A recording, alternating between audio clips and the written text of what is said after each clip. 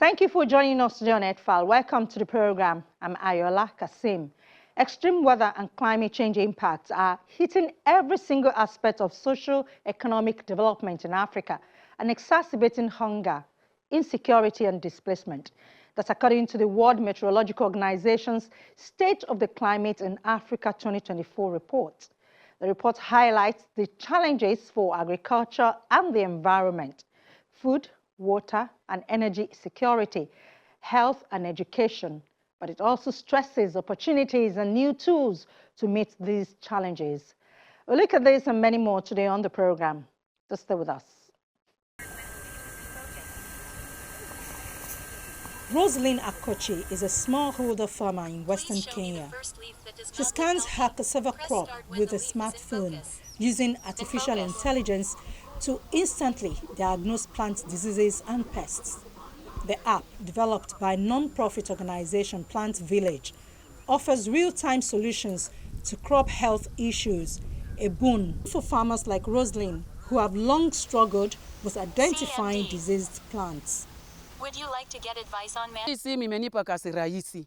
Siendi mbali.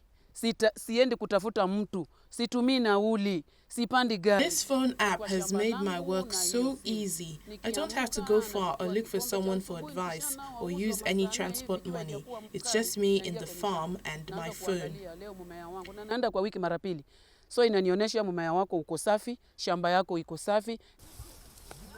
The technology provides resources on sourcing quality seeds, land preparation methods, and access to agricultural specialists.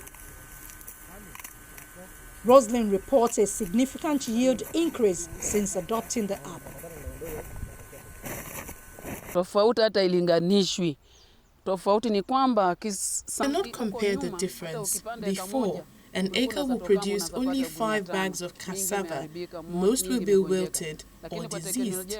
Using the modern technology like the app, 1 acre can now produce 200 or even 250 bags.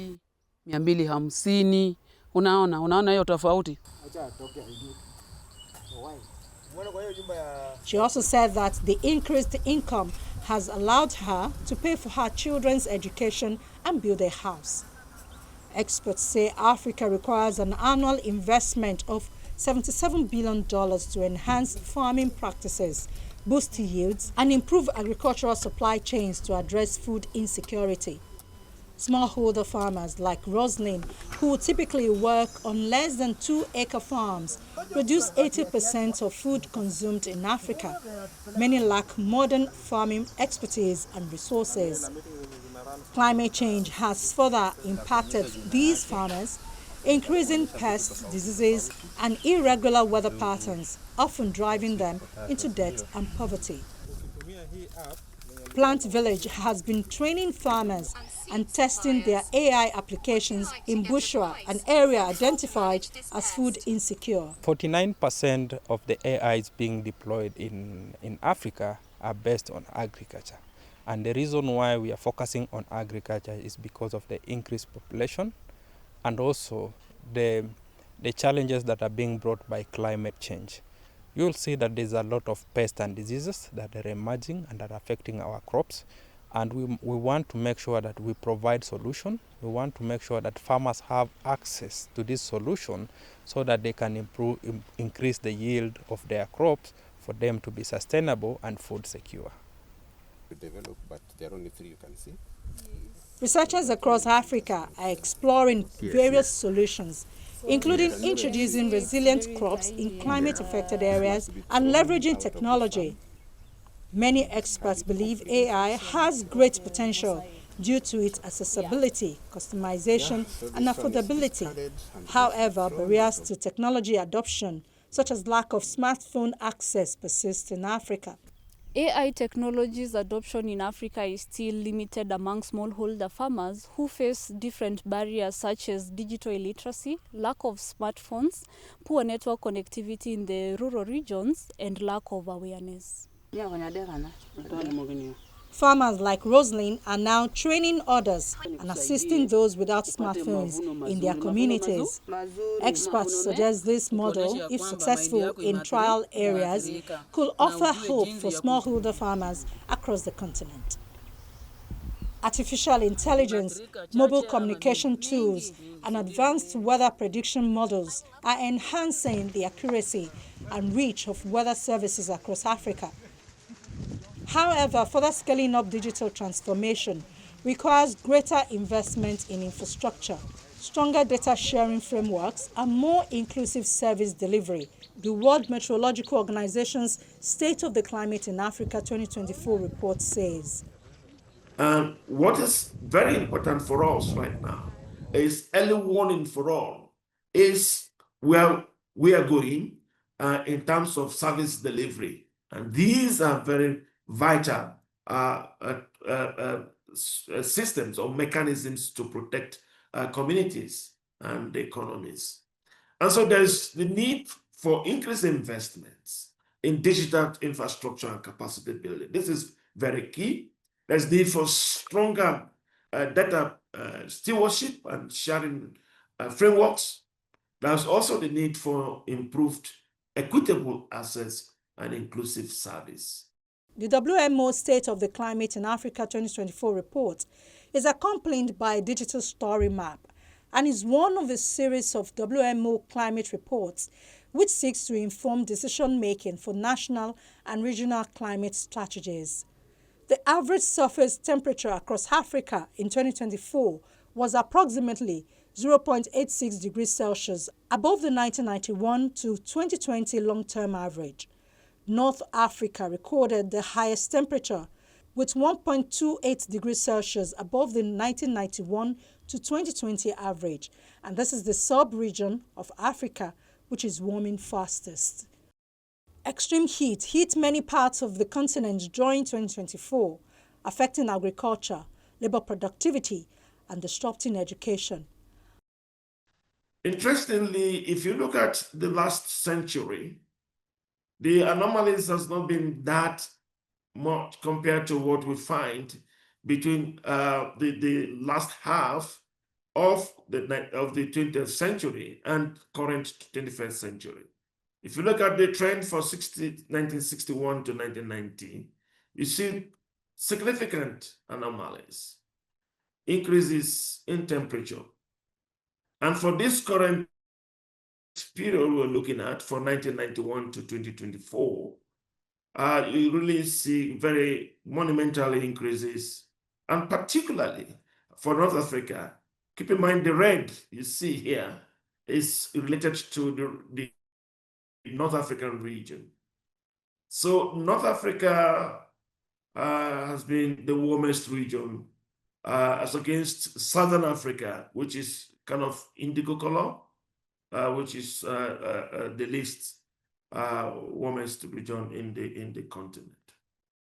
Almost the entire ocean area around Africa was affected by marine heat waves of strong, severe, or extreme intensity during 2024, especially the tropical Atlantic. From January to April, nearly 30 million square kilometers was affected, the largest since the start of monitoring in 1993, although the area decreased later in the year. High ocean temperatures disrupt marine ecosystems and can intensify tropical storms and combine with sea level rise to pose additional threats to coastal communities. The phases of the El Nino Southern Oscillation and the SST anomalies in the Atlantic Ocean and Indian Ocean are critical drivers of the rainfall pattern we experience over Africa.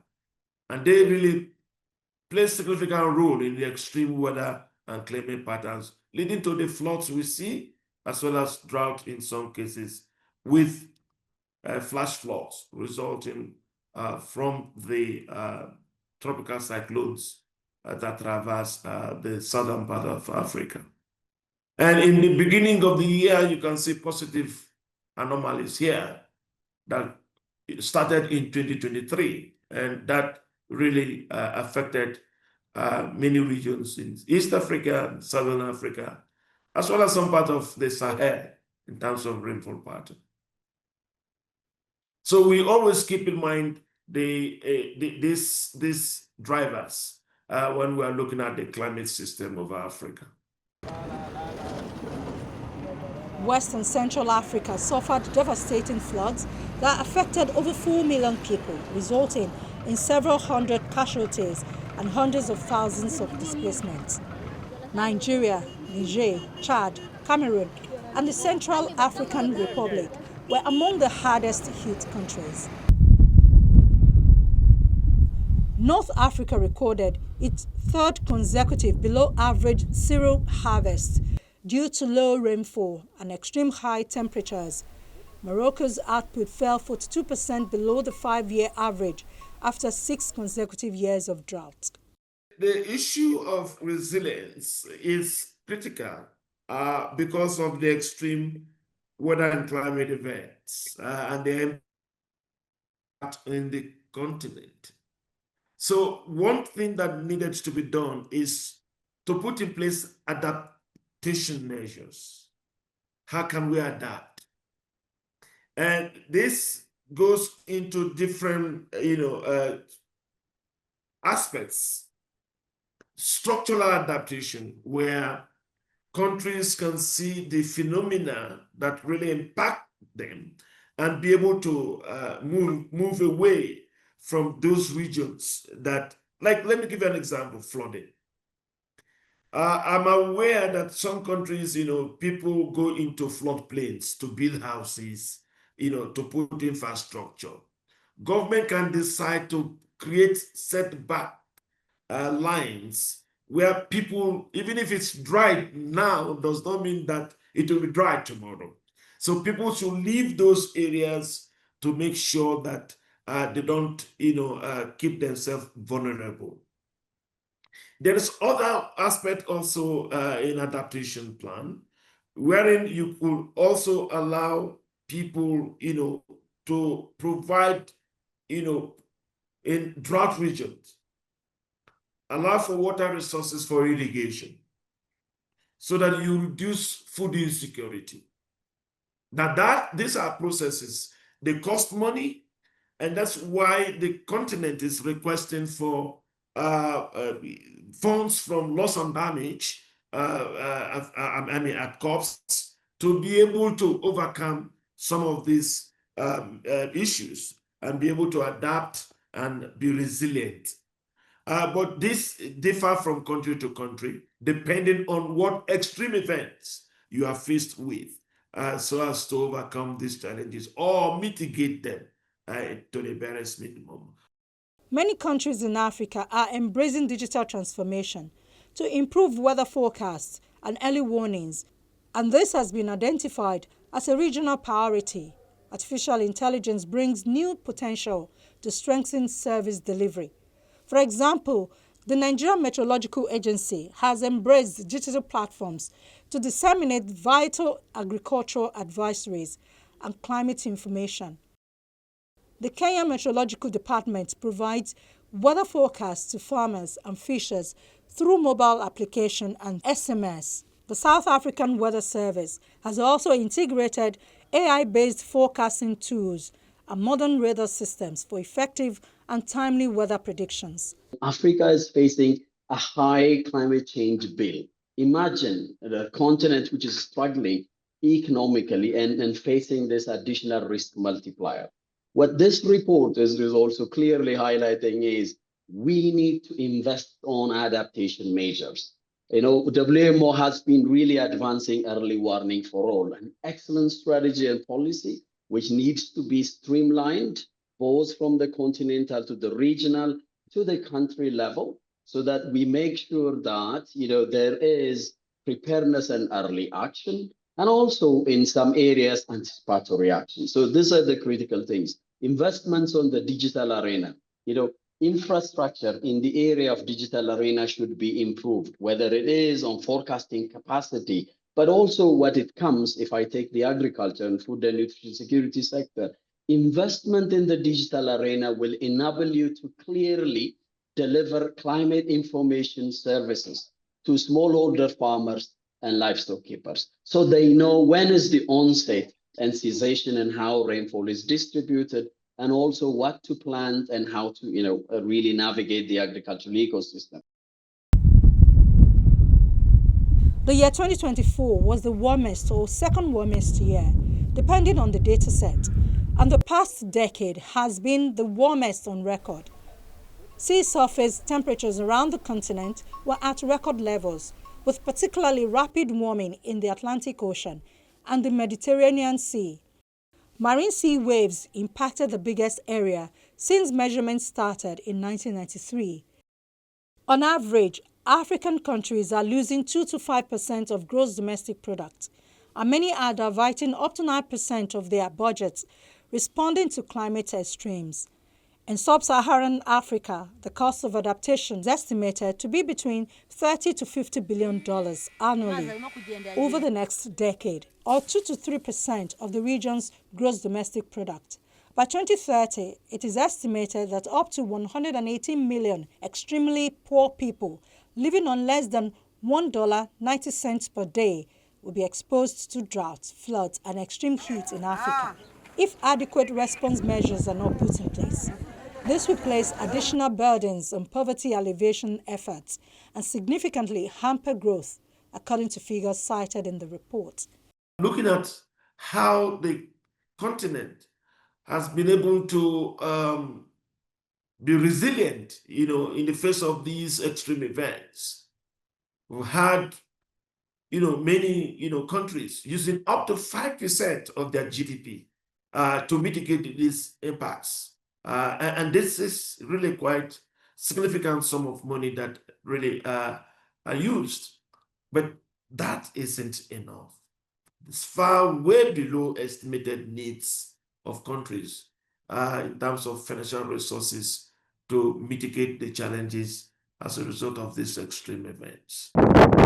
African countries need to prioritize increased investment in national meteorological and hydrological services and accelerate implementation of the early warnings for all initiatives to save lives and livelihoods. Most of the data and information that we use for this State of the Climate report comes indeed from the African countries and specifically from the National Meteorological and Hydrological Services and sometimes partner organizations at the national level. And the process works in a way that we here in the WMO Secretariat send out a call every year in August, and we ask our members, in this case in Africa, to provide us with information on extreme events specifically. And we collect these data throughout the end of the year and even to the beginning of the new year, so that we can be sure that we can get all information about all the extreme events that happen in a certain year.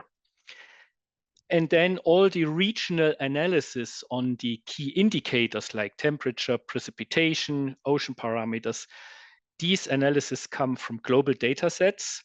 And again, these global data sets are fed by national contributions from our members, but also from satellite data and numerical model data and so on and so on.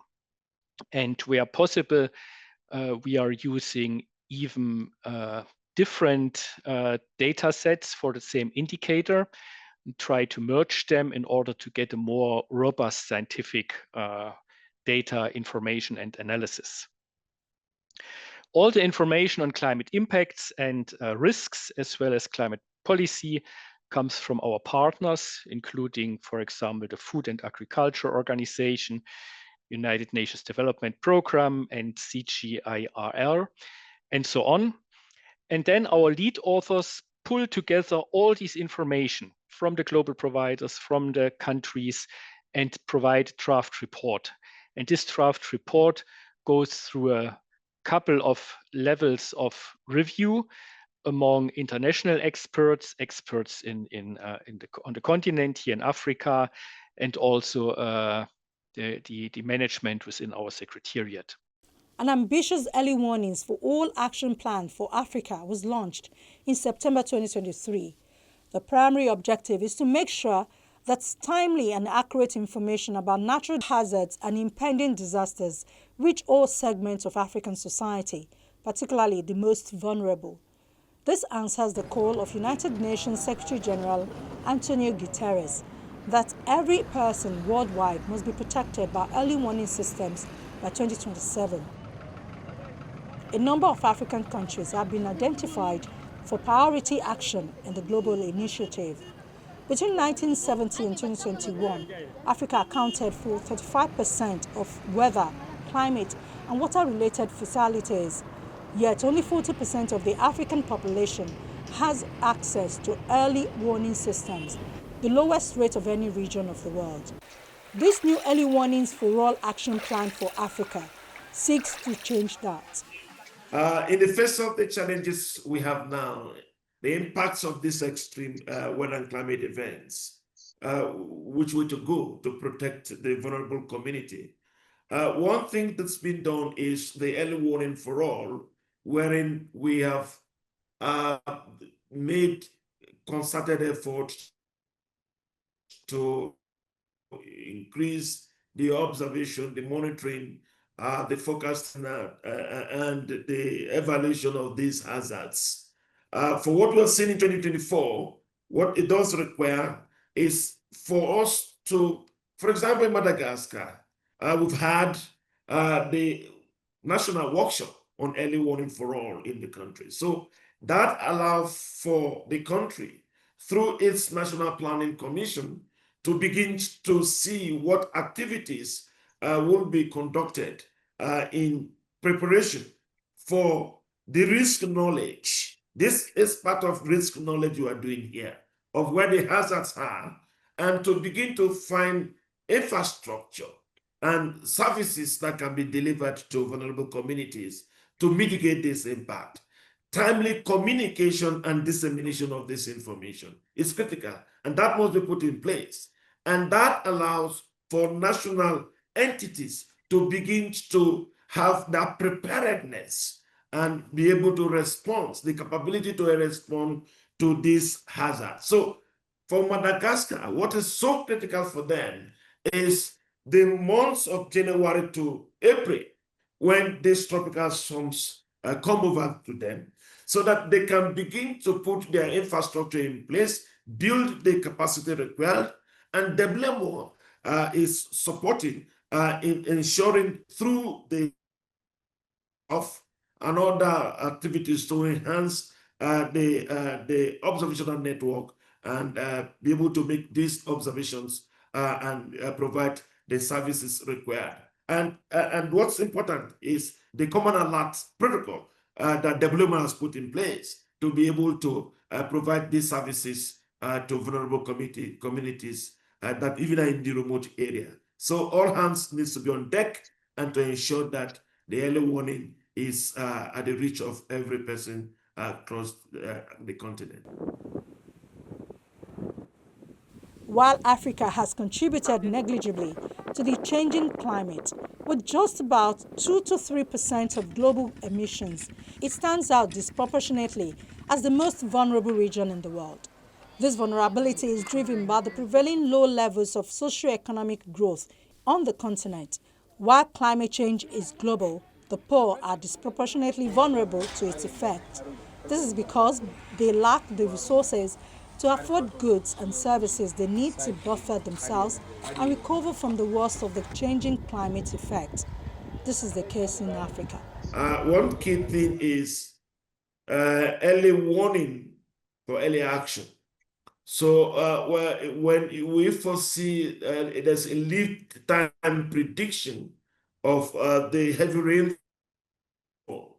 and knowing the terrain, this helps us to really leave those areas quite early enough where the path of these floods will go.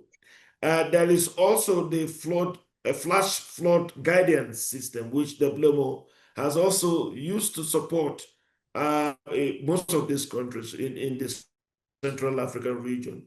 Quite recently, we had this opportunity in Kigali to bring all the Central African countries, to see how this flash flood forecast guidance can be used in this country. So these are opportunities that we have, WMO has provided through projects and other activities to support countries. I think we'll continue to support in these countries going forward.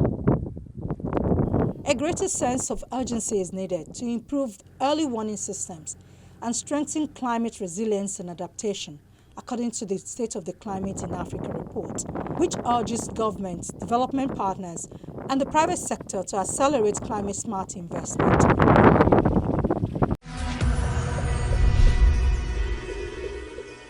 That's our show for the week. Thank you for watching. Our inbox, earthfile@channelstv.com, is available for all your comments and questions.